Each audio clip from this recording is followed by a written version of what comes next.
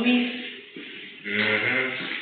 So, girl. I'm going to come in a moment of a Mamodo attended. You want to go to? With a Senate. I don't know. Master, I don't want to come by marriage. Master? Let me see. When Mr. Money come by Janjet, Nganami is away. To go to some marriage. Maybe they are. But how? He had to say to him. Oh, whenever you click Uja, that's progress bar. Meaning? Okay, the bank open the thing, the portal, open any thing you're doing. And tick that. This? No, that, and tick it. Where? There. Oh, this? Yeah. Now go back again. See? The job. Refresh now, remember that. It's like the progress bar, or even the completion of it. So, Nigga take it means put up. Completed the thing. Let's show you the progress bar. Okay. So, it's necessary to take. I don't know. Because I wasn't really briefed on that thing. I think it's good to take. There's any covers on this video, like, that's attacking my number, I know it. The one I'm going to put over at 30 because it makes what you have done it. Yeah. Woman can't let you next to name, I can say. You do? Yeah, when it's already, oh, no, I think.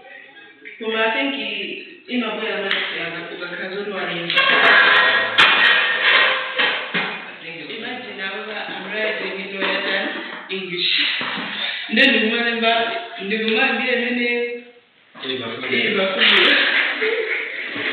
So, I have to write English. Just have a moment. English.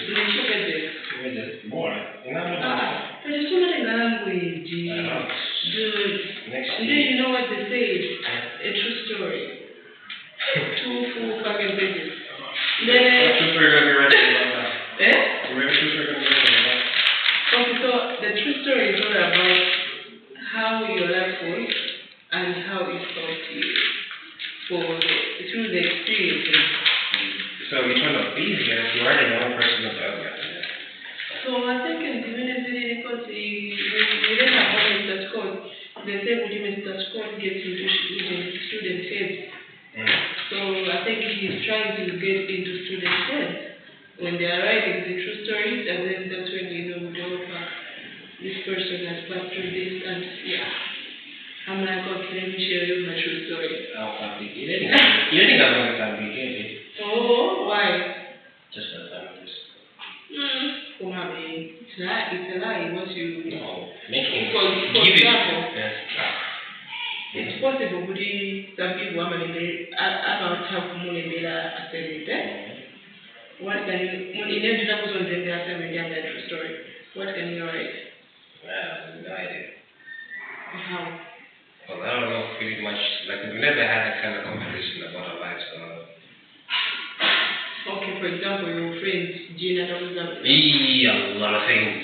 Seriously? A lot. Because remember true story, according to how she. No, like what she learned through the past. You can write about who I think about who she is, which is pretty much because she tells me about everything about her. And how and who she has become. Yeah. You can tell who she has become a better person through the past. And up to be like that's not really because this person, yes, very much. But this is all about how you became better from your past. Yeah, she has become quite better than before. But she's crazy. Yeah, she's crazy. Well, now what? Very nice to meet you. Oh, the most of them one. I think got the more room. Yeah, those movie women she was with as well. She went for some where are you? You already here? Not in Philippines. I don't know, I was coming in, we have a class. Hello. The room 5, what do they want? Oh, sure. I thought you knew No. Why are you messages? Alexa na abuela? Okay, motivator, here, yeah. Okay.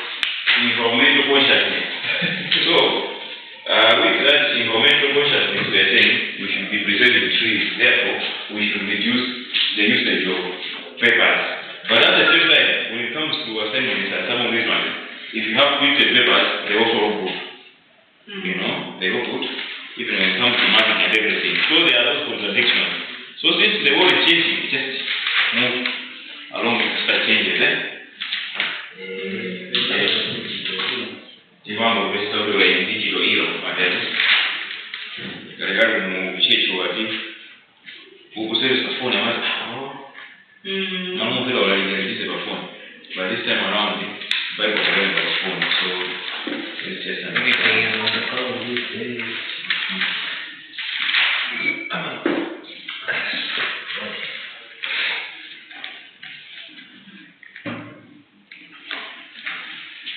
We received feedback from you regarding some difficulties they were facing in accessing the portal and making use of it. I don't know if guys were you also facing the same or else you're a bit of them?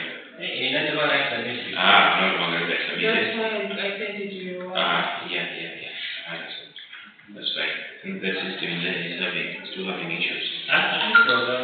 So I can also try to send it again on model or maybe I know it's okay. It's okay. You should not have to travel as well. You don't have to travel as well. Alright, we'll work on once again. And as usual, we always have these our discussions. And this is the next thing.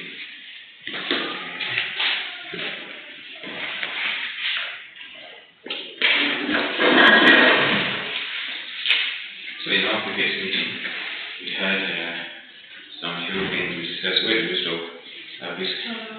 What would you do if Risk management. how to manage the challenges in a environment? Because the way you asked it was what would you do if you are one of the logistics? Yeah. We're talking about risk management measures. Yeah, so but no, then you have to manage the challenges, but then to take this management in place. What are some of the challenges that we saw?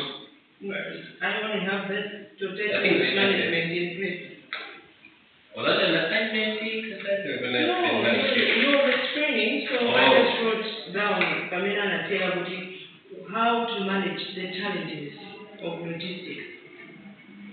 Yes, and he also explained how would you do if you are one of the logistics.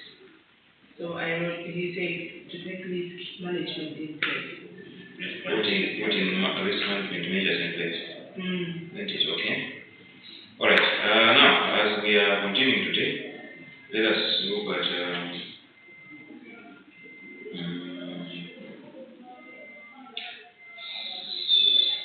there are some issues, not challenges as such, but some issues that are probably impacting or affecting logistics globally.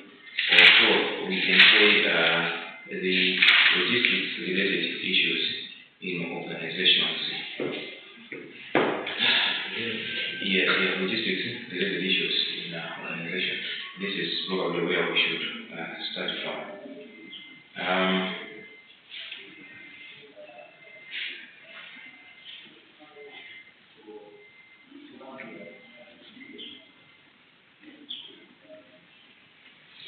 So when you're looking at this logistics, which we are going to kind of is generalization in the sense that we can look at logistics as a function within an organization that is doing some other things. That is one way, and the other way is logistics as a standalone function.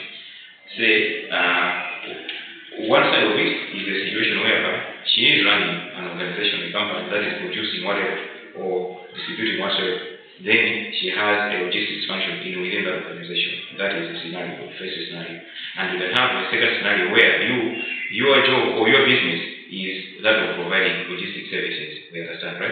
So when you're looking at these these issues related to or affecting logistics, we are looking at them in a general form.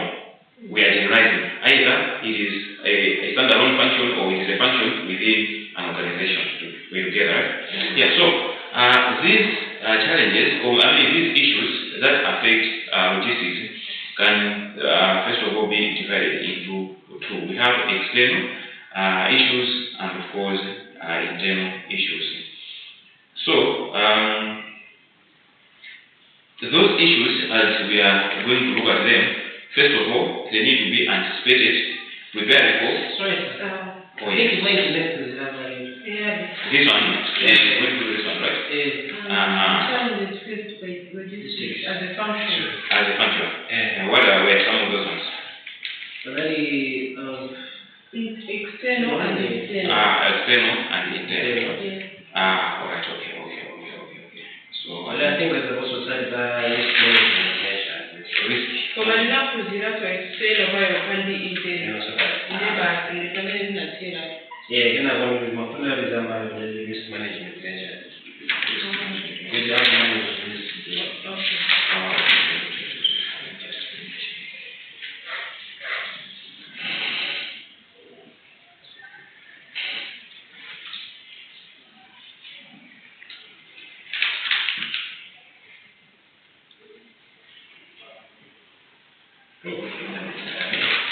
I like that one.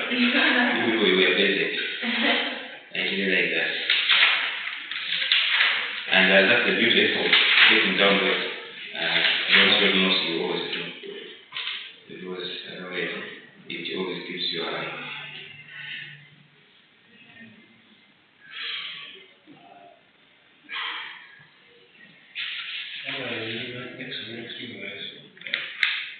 I used to remember 1 week. No. Means in 1 week. Yeah. Luckily.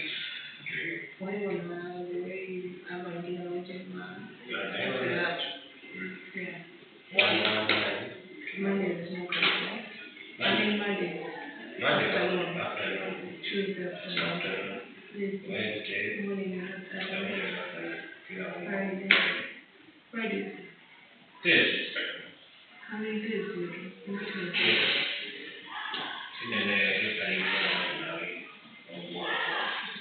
Alright, so as we were looking at some of those challenges we saw, I don't think we even discussed much of them, but as they are, there are some steps that can at least be followed in as far as the mitigation of such challenges is concerned. Now, logistics as a concept as it is, we can always look at it through 3 dimensions when we are trying to approach the mitigation aspect of it. One dimension of it is the performance dimension. How can we mitigate those challenges in as far as performance is concerned? And the other dimension is that of the system structure. How can we mitigate those challenges from the perspective of the system structure? And of course, the third dimension is that of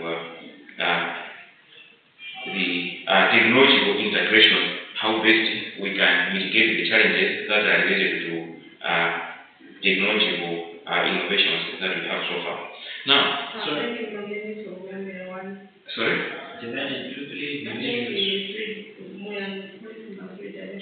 Yes, so we said performance, then we have system structure,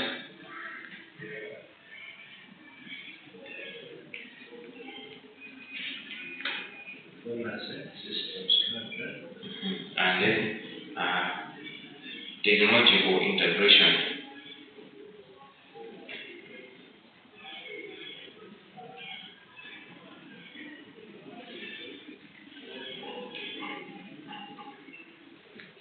Yeah, so when it comes to performance, to begin with, basically, when we are in that space, the people that we are always concerned with are the users of whatever we are doing. In other words, our customers, those people that we are serving. So, due to some challenges, we may find that our customers are not actually satisfied with the way we are giving them the service. So, one way that we can do here is to make sure that at least we improve our service delivery to the customers. Because as they are rating us, if we improve the service delivery, when they are rating us, definitely the chances are at least they'll get satisfied and our rating will always be positive. At the same time, we should also try to improve productivity and efficiency in our activities. That one again, we always reflect positive performance. If we improve productivity and efficiency. Now, when you're saying improving productivity and efficiency, that the productivity is the output, definitely. And the output is always seen by those that we are serving for our customers. Whereas efficiency is what keeps us moving. Efficiency, that is, we deliver something to people. At the same time, we are still surviving. So we are being cost effective. Now, by improving this productivity and improving this cost efficiency, our performance can still be rated as positive. That's another step. And we should always strive to achieve time management and improve on responsiveness. We should always strive for time management and improve on responsiveness. This one basically is looking at our response to demand as it is, or our response to any call for us to take an action. We are in this logistics space, either as a stand-alone entity or else as a function within an organization. There can always be situations that need our attention. If we were to improve our performance and to be rated positively, our time management should always be part of our strategy, and of course, responsiveness should always be enhanced. We should always be able to respond as quick as possible. Another thing on performance is we should always employ what we call agility. We should be agile, A-G-I-L-E. So, what is this agility? This is an ability to respond to any changes without delays. Our ability to respond to changes without delay, that is agility. Now, in a business space, the business space is always fluid. Most of the things are not always static. Things keep changing. So, even the demand on the market will always keep changing. It keeps fluctuating. It can go down, it can go up. Now, how we are performing or how we are doing our activities, we should always be flexible. So flexibility must always be there, so that whenever there are changes, we should be able to respond and adapt to those changes. So the ability to respond and adapt to sudden changes, that's agility. So we should always improve on that one. Now, on point number 2, or dimension number 2, on the system structure. In order for us to at least mitigate the challenges that affect the system, or how we work, or how we discharge our services, some of the ways that are recommended for us to do is that of building better relationships with vendors, suppliers, or customers, or the other parties that we always work with. If we build these strong relationships with those other parties that we work with, it will always be efficient and effective for us to move through. And again, if we face some bottlenecks or some challenges, it is always those partners that we work with or those other parties that we work with that will always come to our rescue and understand us better. Then we keep moving without much interruptions. So the system or the structure of the system at which we are working in comprises of these other parties we are talking about. So if you work in isolation, definitely it becomes difficult for you, because there is always a need for that for coordination. On your own, if you are working in isolation, definitely you cannot achieve the maximum output that you were supposed to. So for the sake of effectiveness, build those strong relationships with the other parties that are in there. Then we were proceeding to the technological integration. In logistics, if we are to look at the entire supply chain as a concept, it is now being driven by technological advancements. Technologies are being updated now and then. Now, to keep up with such kind of innovations, you really need to be a strong and effective resources, and of course, management resources in this case. Therefore, one as an organization should always keep updated and updating its own systems. So, the better information systems that connect organizations and their functions always need to be reviewed, revisited, and at least updated now and then.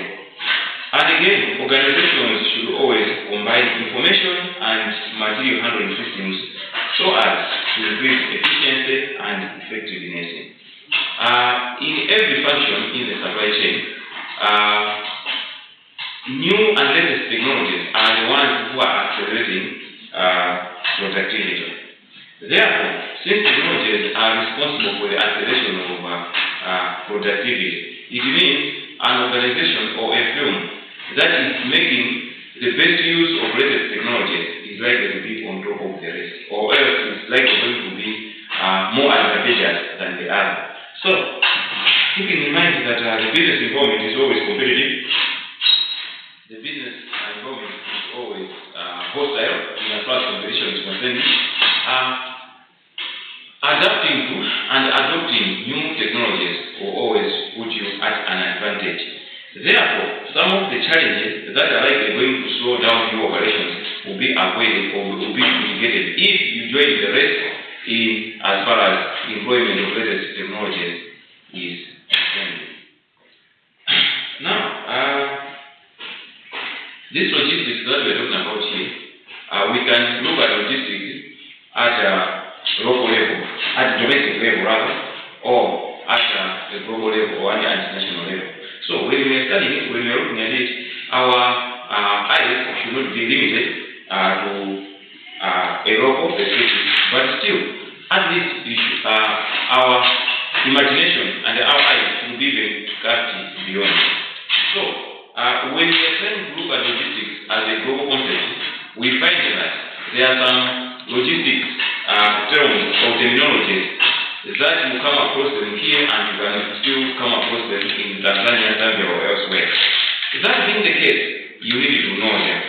So, let us look at global logistics terms. Global logistics terms.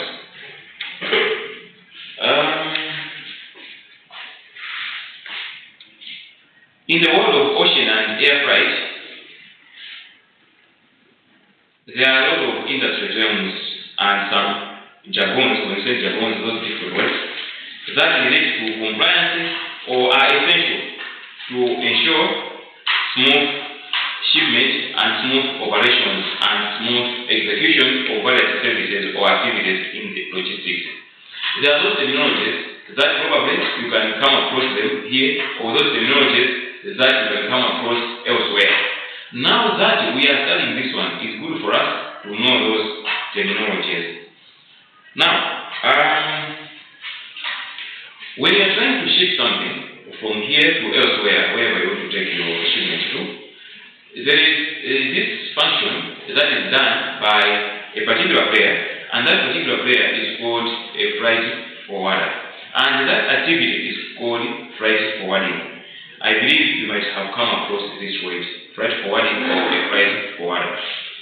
Now, these terminologies that we are going to see here are basically used when you are doing this freight forwarding. So I just wanted to introduce that concept of freight forwarding or freight forwarder. Now, freight forwarder basically is an agency that is responsible for assembling and handling your shipment, or handling and assembling shipment on behalf of the consignor, taking the shipment to the destination. So an agency or an organization that does this one is called a freight forwarder. Now this freight forwarder has a number of activities that it does. So let us look at the freight forwarder. We are going to use it here just for the sake of our understanding. So we can say this freight forwarder is a person, though what we know is an agency, that is responsible for assembling or handling all your shipments and ship the consignment on your behalf. So when the freight forwarder is doing all these things, he uses these terminologies, the global logistics terms that we're going to see more often. So you, as a consignor, you always need to know those terms, or you need to familiarize yourself with such kind of terminologies. Now, these terminologies, most of them, the most commonly used are 11 of them. The commonly used logistic terms used by a freight forwarder are 11 in total. Now, who came up with these technologies to be now used and to be recognized globally. We're saying those terminologies are recognized globally. Then who came up with such kind of terminologies? We are told here we have the International Chamber of Commerce, the ICC. The ICC is an international organization that oversees international trade elsewhere or global trade elsewhere. This International Chamber of Commerce, it is responsible for fair practices amongst all players involved in international trade. So to make sure that there is always understanding, there is always smooth flow of international trade, this ICC coined these 11 terms, so that wherever you go, when you come across that kind of terminology, you understand what it is all about or what it stands for. Now, before we proceed to look at one by one of these terminologies, I don't know if we are moving together. Alright. One terminology that we need to familiarize ourselves with is landed cost. Landed cost. That's landed cost. Yes. Landed cost is one of those terms that we need to know for now. Now, what is a landed cost? Any idea, please? No. Landed cost. When you're checking something online, say you want to buy a motor vehicle, for example. When you check online, whether it is before or whichever platform is advertising that one, basically the first thing that you always check is the price of that item. So you see that they say no, the price is $1,000. Fine. But now for you to bring that car here, at the end of the day, the total cost of what you're going to spend there is not basically $1 million or not $1,000. There are some other costs that will be added onto it. So before you embark on ordering that motor vehicle, you have to find out what other costs are associated with the same up until you get the vehicle. So all those costs, if you put them together, up to the time you are now receiving your motor vehicle, all those costs together are now what we are referring to as landed cost. So the landed cost is the total cost of a product to the point it is ready to get delivered to the customer. So that includes not only the base cost to purchase your product from your supplier overseas, but also costs associated with transportation, duties, taxes, insurance, handling fees, etc. So knowing the landed cost helps you to price your product correctly, to adequately cover your costs and better understand the profitability. Now we are assuming you are ordering this product for resale. You are buying it elsewhere and you want to sell.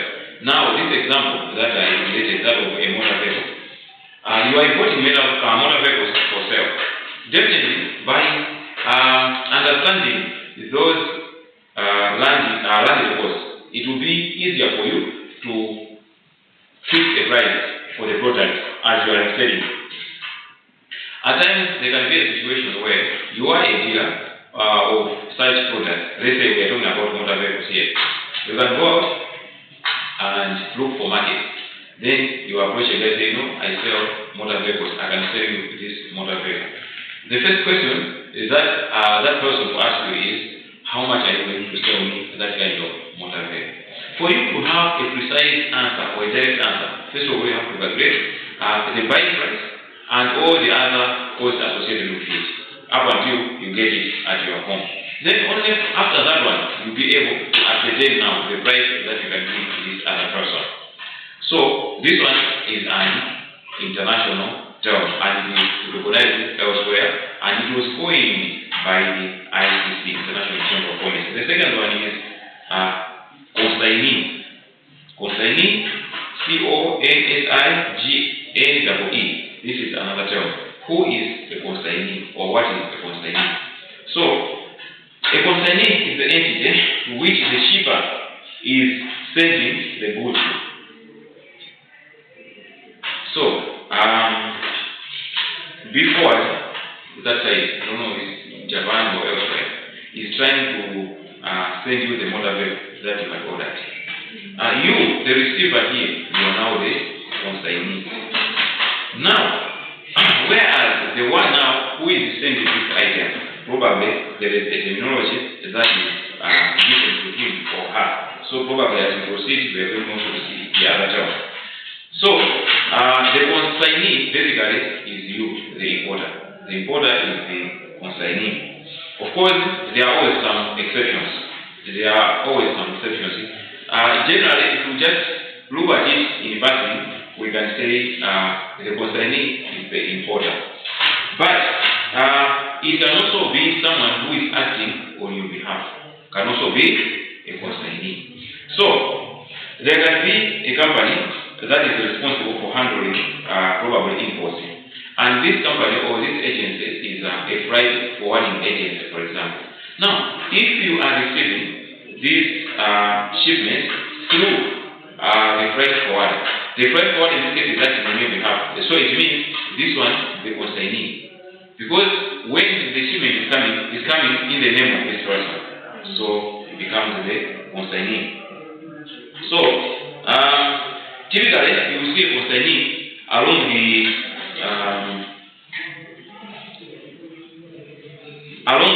with the word consignor or consignment. So, in this case, the consignor is the shipper of your goods, whereas the consignment is the goods themselves that are being shipped to you. So, no, we are on the same consignee. Yeah, so we are only trying to understand the consignee better. That now, when the word consignee is being used elsewhere, it is associated with those other two terms, consignment and of course the consignee. I will be such a consignment. I will not be consignment. Now,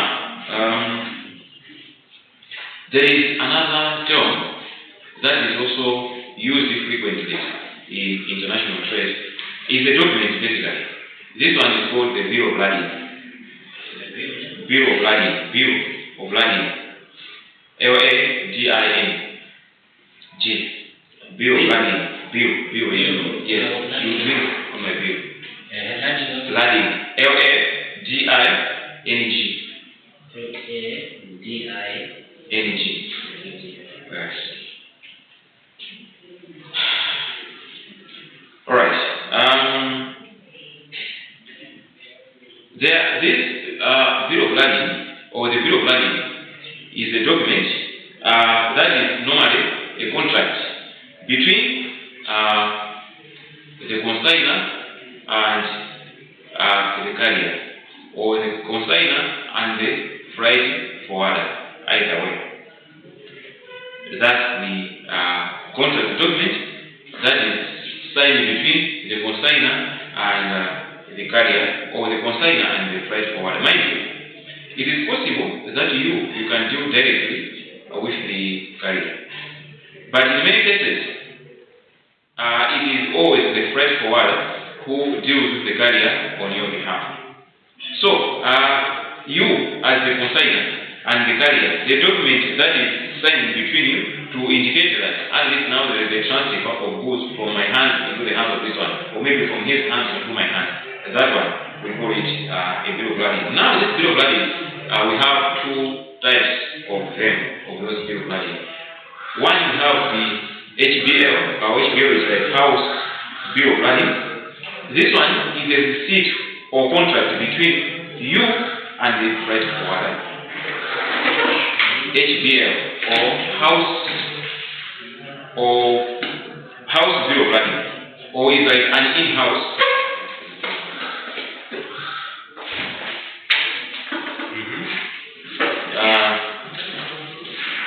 We are saying this one is a contract that can be signed by you and the freight forwarder. The HBL? That's the HBL. This is a contract here? Yes, this is a document. Is a contract that is signed between you as the consignor and the freight forwarder.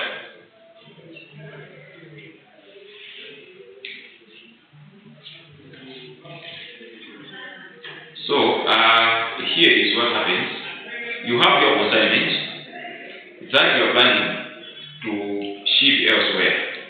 you are an exporter, for example, and you've got a market elsewhere, whether in South Africa, wherever you are trying to export your stuff to. Now you have appointed someone to work on your behalf, and this agency that is going to work on your behalf is now what you are referring to as the freight forwarder. It means the freight forwarder will be responsible for now taking the goods or the consignment and maybe put it on the ship or any other kind of transportation. In other words, you are transferring the ownership, temporarily, the ownership of the goods from your hands into the hands of this freight forwarder. So, when you are doing this, there is a need for an agreement. That agreement is the contract. Now, that contract is the one that we are referring to as a bill of lading. But the bill of lading of this nature is what we call HBL, House Bill of Lading. Then we have the MBL, not Muri Brothers Limited. This MBL is Master Bill of Lading. Now, this kind of contract is the kind of contract that exists between now the freight forwarder and the carrier. We together that one.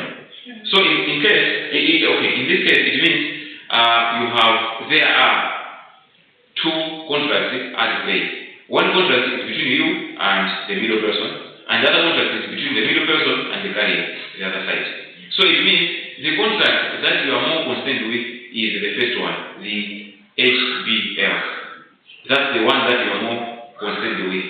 Why? Because only upon signing this contract, it's like you transfer the ownership of the goods onto the hands of the freight forwarder, and he is responsible for whatever happens with the consignment wherever they are going.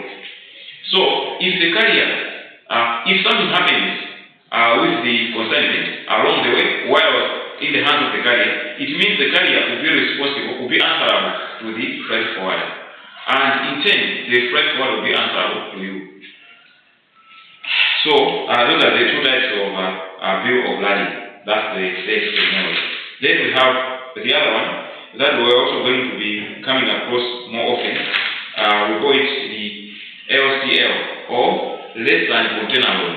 Is also another LCL, less than container load. Less than container load. Less than, yes, container load. Container in each. Load you receive without container. Less than container load. Less than container. Yes. Load. Yeah, load. Yeah, so LCL. So if you ship LCL, what does it mean? I'm shipping LCL. When you're shipping LCL, what it means that your shipment shares the container with cargo from other importers. So probably in the previous document, or in the bill of lading, there can be that column where it is indicated LCL. If it is indicated LCL, it means your consignment, or your shipment, will be placed in that container. But it is not only your consignment that will sit in that container. You'll be sharing with others also. So, that being the case, there are a number of obligations that you are also going to share with those that are in there. Because if that container is to be insured, that insurance has to be shared amongst those that have the consignment in there. Now, transit time is very long for LCL. Why is the transit time when you're using LCL is always longer as opposed to the other FCL? Of course, FCL but anyway, FCL in other words it means full container load. So definitely what this means that in that container, the container will be filled up by all your consignment. What that container is going to carry is just your consignment, that's all. So then they are saying, with LCL, the transit time is always longer than that of FCL. Why is this the case? This is the case because with LCL, there is a need for consolidation, isn't it? With the the freight forwarder. The freight forwarder has collected your goods ready for shipment. Definitely, before the container sets off, this freight forwarder will always want to fill this container. The container cannot just go like that. So you have to get some other people's consignment and putting them in there. And get some other people's shipments and putting them in that container. Definitely, your container can stay longer even before it sets off. Why? Because there is this issue with consolidation. And of course, there is also what we call deconsolidation. So there's consolidation and deconsolidation. That's a disadvantage or a weakness of using this LCL, isn't it? But what do you think can be the benefit of this LCL besides the disadvantage? It's cheap. It's cheaper, isn't it? Yes. Why? Because you are sharing. So if the owner of the container is charging you, say, $1,000. If there are 4 or 5 of you, you're going to share those costs. So it's a bit economical, but for smaller shipments. Then of course we have this other technology, the FCL, full container load. So this means only your cargo occupies the container rather than sharing the space, like it is the case with the LCL. So it is always faster to ship using FCL, isn't it? Yeah. Yes. And of course the risk of damages and loss is always decreased. Why? Because the issue of consolidation is not there, and the issue of deconsolidation is not there. Once the goods have been loaded onto that container, they will be offloaded at their destination. So that one becomes an advantage of this one. Your disadvantage. Disadvantage? What do you think can be the disadvantage of this one? Expensive. Yeah, it can be expensive, but he said it can damage faster. The FCL can be damaged. No. This one, the issues of damages are always minimized. Okay. Okay. Yes. So the issue of damages are always minimized as opposed to the LCL. Okay. Because the issue of handling the goods from here to here are always not there.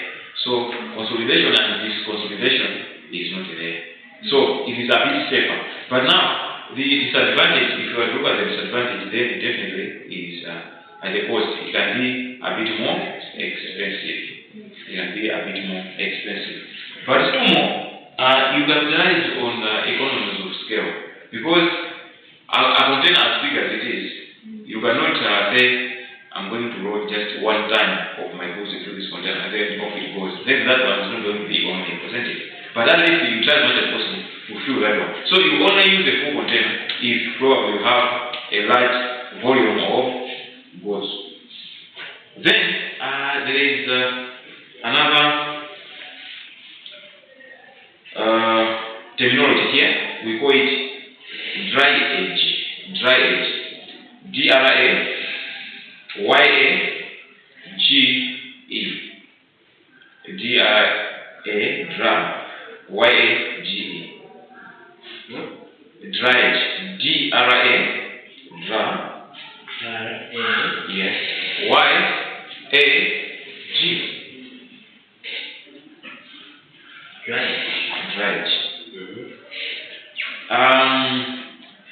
This one is a truck service that moves containers to and from the port.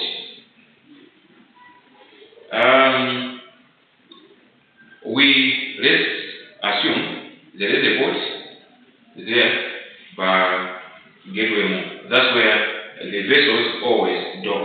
They dock there, then that's where you load the containers off the goods.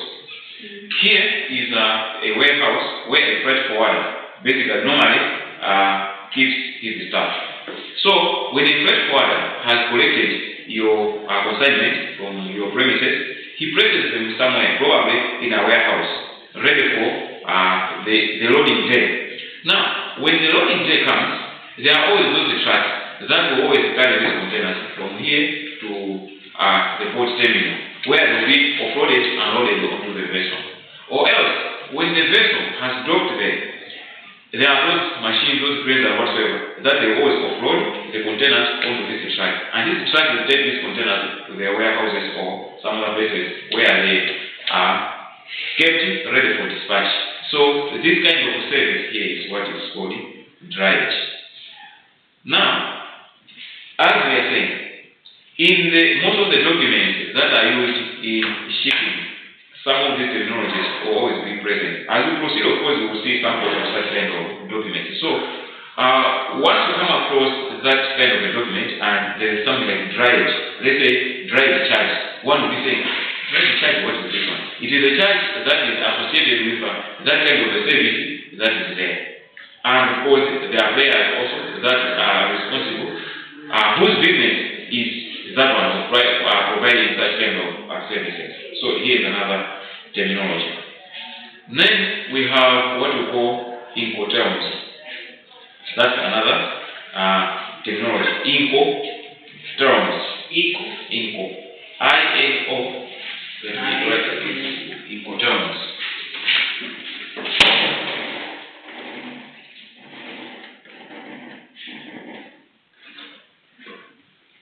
Incoterms, as simple as it is.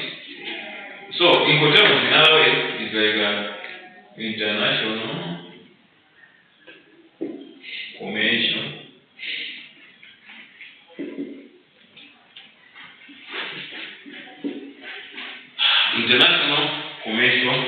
terms. Okay. These are again trade terms published by the same organization I mentioned earlier. The International Chamber of Commerce is the one that published these international trade or international commercial terms. So they are internationally recognized. So as an importer, you are always reminded to be aware and make yourself familiar with such kind of terminology. Just like these other terms that we are seeing.